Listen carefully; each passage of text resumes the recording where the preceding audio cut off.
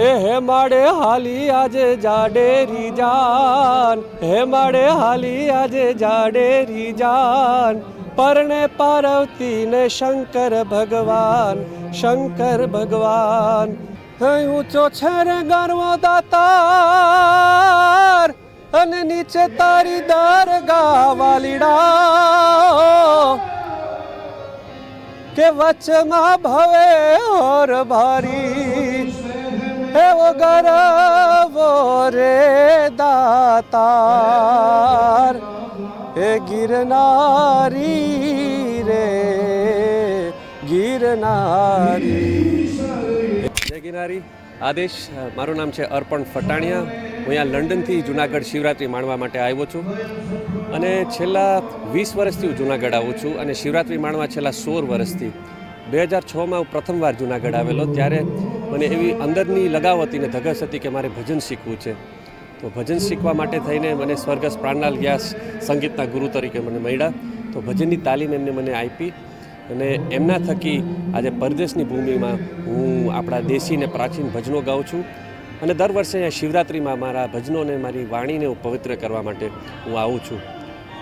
જ્યારે હું સ્વર્ગસ્થ પ્રાણલાલ વ્યાસ પાસેથી હું ભજન શીખતો ત્યારે જે રૂમમાં એ મને ભજન શીખવતા ત્યાં એક બારી હતી, એટલે એ બારી ખોલતા ને મને કહેતા કે હામો તને ગિરનાર દેખાય? કીધું હા બાપા.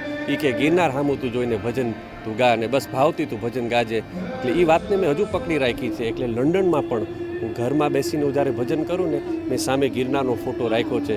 પણ વર્ષમાં એક વખત તો શિવરાત્રી ઉપર મારે રૂબરૂ ગિરનારી મહારાજના દર્શન કરવા માટે મારે આવવું પડે છે અને અલગ અલગ ઉતારે હું ભજન રજૂ કરું છું.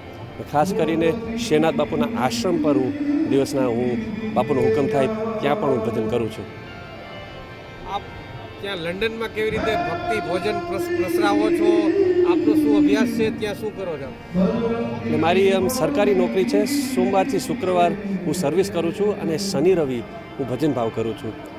જ્યાં આપણા પ્રસંગો હોય છે, આપણા હિન્દુ તહેવાર હોય છે, તો આ મંદિરોમાં જઈને હું ભજનના પ્રોગ્રામ ત્યાં આપું છું. છેલ્લા 16 વર્ષથી શિવરાત્રિનો મેળો માણવા આવું છું, પણ ખરેખર આ વખતે મને કાંઈક અલગ લાગે છે.